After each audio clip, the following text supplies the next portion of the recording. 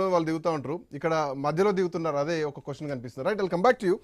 Before that Venkat Reddy గారు, అదే అండి గంగపురం వాళ్ళ వెంకరెడ్డి గారు, వన్ శ్రీకాంత్ గారు సెకండ్. ఒకటే ఒకటే ఒక్క నిమిషం వస్తా. గంగపురం వెంకరెడ్డి గారు నమస్తే. నమస్తే నమస్తే చెప్పండి శ్రీకాంత్ గారు. సో ఆల్టర్నేట్ మళ్ళీ బీఆర్ఎస్ పార్టీ కనిపిస్తోంది. బీఆర్ఎస్ పార్టీని విభజించి కాంగ్రెస్ పార్టీలోకి వెళ్తే ఆల్టర్నేట్ మళ్ళీ బీఆర్ఎస్ పార్టీ కనిపిస్తుంది. ఈవెన్ కాంగ్రెస్ పార్టీలో ఉన్నటువంటి ఒక 10 రోజుల నుంచి మనం అబ్జర్వ్ చేస్తే సెకండ్ క్యాడర్ నాయకత్వం, కార్యకర్తలు వీళ్ళు కూడా బీఆర్ఎస్ పార్టీ వైపు వెళ్తున్నారు కాంగ్రెస్ పార్టీ నుంచి. సో స్థానిక సంస్థల ఎన్నికలు వస్తున్నాయి, జూబ్లీహిల్స్ ఎన్నికలు వస్తున్నాయి. ఆల్టర్నేటివ్ బీఆర్ఎస్ పార్టీయే అన్నది స్పష్టంగా కనిపిస్తోంది. బలమైనటువంటి నాయకత్వం.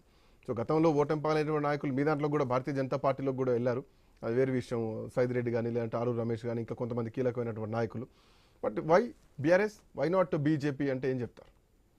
ఇప్పుడు ఒక్కటే శ్రీకాంత్ గారు, మీరేమో క్యాప్షన్ మరి గేట్లు తెరుచుకున్నాయని పెట్టారు. గేట్లు తెరవడం అనేటువంటి తెరుచుకునేది అటు బీఆర్ఎస్ పార్టీ కాంగ్రెస్ పార్టీకి గేట్లు తెరుచుకున్నమాట వాస్తవమే. గేట్లు తెరుచుకుంటే లోపలికే రావచ్చు, బయటకు పోవచ్చు. ఈ రెండు పాసిబిలిటీస్ ఉన్నాయి. అట్లే జరుగుతున్నటువంటి పరిస్థితి. దాని గురించి నేను ఎక్కువ కామెంట్ చేయను. మా గేట్లు మాత్రం మూసే ఉన్నాయి. గేటు దగ్గరికి వచ్చి మేము లోపలికి వస్తామంటే మీరు ఎవరని అడుగుతావు, ఫలానా అంటారు, రాజీనామా చేస్తారా అంటే మేము వెనక్కిపోయినటువంటి సందర్భం మాకున్నటువంటిది. కాబట్టి విలువలతో మేము ఉన్నాము. మా గేట్లు ఓడిపోయినారు. తెరిచినటువంటి పరిస్థితిలో ఏం జరగబోతుంది అంటే చూద్దాం. రెండవది, ఒక కోనేరు కోనప్ప కేంద్రంగా రాజకీయాలు అనేటువంటిది అంత సులభంగా బీఆర్ఎస్కి అనుకూలంగా ఉన్నాయని అనుకోవడం లేదు. బీఆర్ఎస్ వ్యవస్థీపరంగా కానీ, ఇతరత్ర కానీ, రాజకీయంగా కానీ, ప్రజల మనోభావాలు కానీ, కుటుంబ పరంగా కానీ అనేక సమస్యలను ఎదుర్కొన్నటువంటి సందర్భం లోపలనే బలంగా ఉన్నటువంటి కేసీఆర్ ఓడిపోవడం అనేటువంటి సులభంగా మనం అంచనా వేయడానికి వీల్లేదు శ్రీకాంత్ గారు. అంటే గెలుపోవటంలో సర్వసాధారణం, అది ఒప్పుకోవచ్చు. కేసీఆర్ లాంటి వ్యక్తి ముఖ్యమంత్రిగా ఉండకూడదని ఎవరు అనుకోలేదు. ఆ ఎమ్మెల్యే ఓడిపోవాలి, పైన కేసీఆర్ ఉండాలనేది ఆ రోజు వినిపించినటువంటి నినాదం. మీకు తెలుసు, నాకు తెలుసు, గ్రౌండ్ రియాలిటీ మనం చూసినాం.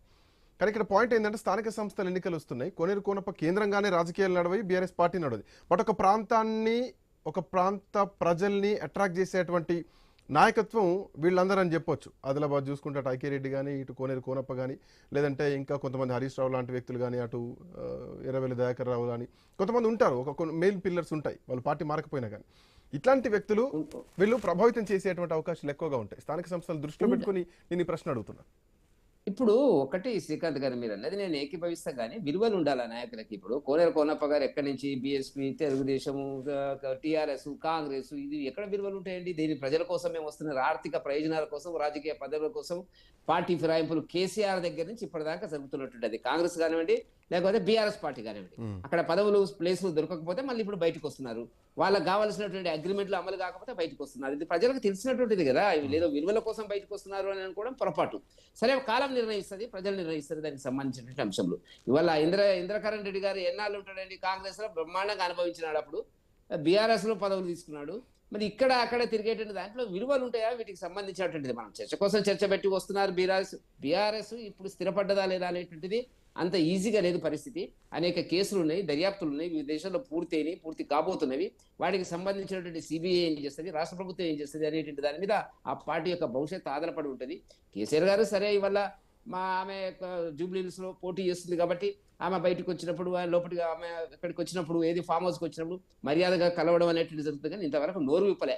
ఒక ప్రతిపక్ష నాయకుడు ఓటమి చెందితే అసెంబ్లీలో ఒక్క రోజు కూడా 20 మాసాలు అవుతుంది నోరు విప్పని పరిస్థితి ఉండి ప్రజల గురించి నేను ఆలోచిస్తున్నాను అంటే చెప్పేటువంటి విషయాలను కనీసం విజ్ఞులైనటువంటి వాళ్ళు, విద్యావంతులైనటువంటి వాళ్ళు కూడా ప్రశ్నిస్తున్నటువంటి సందర్భం కదా. పోరాడాలి కదా. మీరు అన్నట్టు గెలిపోవడంలో రాజకీయాల్లో సహజం. గెలిచిన తర్వాత ఒక మాట కూడా మాట్లాడాలి. కేసీఆర్ విషయంలో బహుశా ఆ స్థాయి సమస్య ఉన్నట్టుగా అనిపిస్తోంది. ఎందుకంటే రేవంత్ రెడ్డి లాంటి వ్యక్తిని నేను ఎట్లా ఫేస్ చేయాలి, సో సరిపోతారులే అన్నటువంటి స్థాయి సమస్య ఏమైనా ఫేస్ చేస్తున్నారేమో.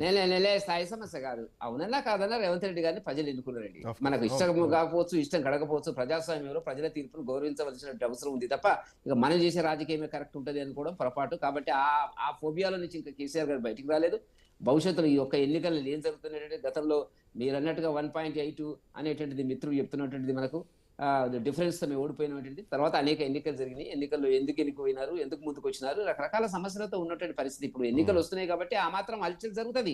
అంత మాత్రం చేత ఏదో జరిగిపోతుంది, ఆ పార్టీలోకి ఎవరో వస్తున్నారు అనేటువంటి కాదు. ఇప్పుడు ఆ పార్టీలో రాకపోవడానికి చాలా మంది ఆ పార్టీయా లేకపోతే కాంగ్రెసా బీజేపీ అనేటువంటి చర్చ వచ్చినప్పుడు మా దగ్గరకు వచ్చినప్పుడు చాలా స్పష్టంగా తెలుసు, రాజీనామా చేసి రావాలి. మా దగ్గర రారేవారు రాజీనామా చేసి, మా ప్రిన్సిపల్ స్టాండ్ అది. కాబట్టి కాంగ్రెస్ పరిస్థితి కూడా అధ్వానంగా ఉంది కాబట్టి అటెందుకోవాలనే ఆలోచన ఉండొచ్చు. బీఆర్ఎస్ పరిస్థితి ఏందో అర్థం కాదు. కాబట్టి నేను అనుకోవడం ఏంటంటే రాజకీయాలలో ఒక స్థిరీకరణ అంటే ఇంకొక 1.5 year బట్ ఈ స్థానిక సంస్థల్లో పోటాపోటీ కాంగ్రెస్ పార్టీ బీఆర్ఎస్ పార్టీ లాంటి వాతావరణం వచ్చేసింది. ఈవెన్ జూబ్లీలు చూసుకున్నా కానీ, గ్రామ పంచాయతీలు చూసుకున్నా కానీ, స్థానిక సంస్థలు చూసుకున్నా కానీ, ఇదే 22 నెలల టైంలో బీఆర్ఎస్ పార్టీ పడిపోయిన పార్టీ లేస్తుంటే మీరు ఏ స్థానంలో ఉన్నారు, ఎందుకు పుంజుకోలేకపోతున్నారు? గ్రామ స్థాయిలో కూడా పార్టీ యాక్టివిటీస్ ఎందుకు ఉండట్లేదు? అధ్యక్ష మార్పుకే చాలా సమయం పట్టింది. ఎవరా అని చెప్పేసి జరుగుతాయి. అదే కుటుంబ పార్టీ కాదు కదా టకీమని ప్రకటించడానికి. వాళ్ళు మారలే, ఇప్పుడు మారిండ్రా ఏమన్నా? ఇప్పుడు ఏమైనా కుటుంబ పార్టీలో ఎవరికైనా సామాజిక వర్గాలకు వర్కింగ్ ప్రెసిడెంట్ ఇచ్చిండ్రా వాళ్ళు? అదే పరిస్థితి. ప్రజలు ఎందుకు కూడగొట్టిరు? ఆయన స్కీములు కాదు, సంక్షేమ కార్యక్రమాలు కాదు, కొన్ని బాగానే ఉండొచ్చు, నేను కాదనను. అహంభావపూరితమైనటువంటి అహంకారపూరితమైనటువంటి అవినీతికరమైనటువంటి పాలన కొనసాగినటువంటి సందర్భంలో ప్రజలు బుద్ధి చెప్పినటువంటి సందర్భం. గ్రామ ప్రజలు చాలా పరిస్థితి అనేటువంటి అట్లా ఉంటది. కాబట్టి మా స్థానాలు మాకున్నాయి, మేము పోటీ చేయడానికి రెడీగా ఉన్నాము, మేము మాట్లాడుతున్నటువంటి పరిస్థితి, మా ప్రయత్నాలు మాకు జరుగుతున్నాయి. మేము వ్యవస్థాపరంగా గ్రామ స్థాయి నుంచి కూడా మా ఎన్నికలు జరిగింది. వాళ్ళకి ఎన్నికలు లేవు, కాంగ్రెస్ లో అంతకంటే లేవు. కాబట్టి మేము మా కార్యక్రమాలు ఉన్నాయి, ప్రజలు మా వైపు చూస్తున్నారు అనేటువంటి ఎన్నికల్లో తీర్పు ఇచ్చినారు కదా. ఎట్లా తీర్పు మనం ఎట్లా చెప్తాం? ఇప్పుడు ఏమని చెప్తారు? కాళేశ్వరం మీద అవినీతి జరగలేదని వెళ్తారా? ఏం జరుగుతుంది ఇప్పుడు అక్కడ? అది మీ కోర్టులో వేశారు బాల్, ఫైనల్ గా మళ్ళీ కేంద్రం కోర్టులో వేశారు. సిబిఐ ఏం తెలుస్తుందో చూడాలి. ఇది ఇంకా 2 సంవత్సరాలు కొనసాగుతుందా? ఒక రాజకీయ ఉండబోతుందా? శ్రీకాంత్ గారు ఒక్క మాట, మా కోర్టులోకి వచ్చిన బాలును ఎక్కడ ఎవరికి కొట్టాలో కొట్టేటువంటి టైంలో మేము తప్పకుండా కొడతాము. కొత్త బాల్ కూడా స్టార్ట్ అయింది. మేడిగడ్డ కాదు, తమ్మిడిహెడ్ దగ్గరే కట్టాలి, అక్కడే కడతాం, ఆ ప్రభుత్వం ఒప్పిస్తాం. ఆ చర్చ కూడా నడుస్తుంది. దాని వెనకాల మన చాలా పెద్ద హిస్టరీ స్టోరీ ఉంటుంది. మా బాల్ ఎక్కడ కొట్టాలో కొడతాము. గతంలో కొట్టి చూపించడం పార్లమెంట్ ఎన్నికలకు ముందు, ఇప్పుడు కూడా జరుగుతుంది. అది మాత్రం గుర్తుపెట్టుకోండి. 1 సెకండ్. జయరామ్ గారు నమస్తే. నమస్తే. రైట్, అదే మాట. అంటే ఆ గేట్లు ఎత్తారు కానీ క్లోజ్ చేయడం మర్చిపోయారా? మళ్ళీ ఎందుకు పాత నాయకత్వం, మళ్ళీ ఎందుకు కేసీఆర్ వైపు చూస్తున్నారు? గ్రౌండ్లో వ్యతిరేకత ఎక్కువగా ఉందని భావించారా? ఈ 6 గ్యారెంటీలా లేదంటే ఈ సంక్షేమ పథకాల అమలయ్యే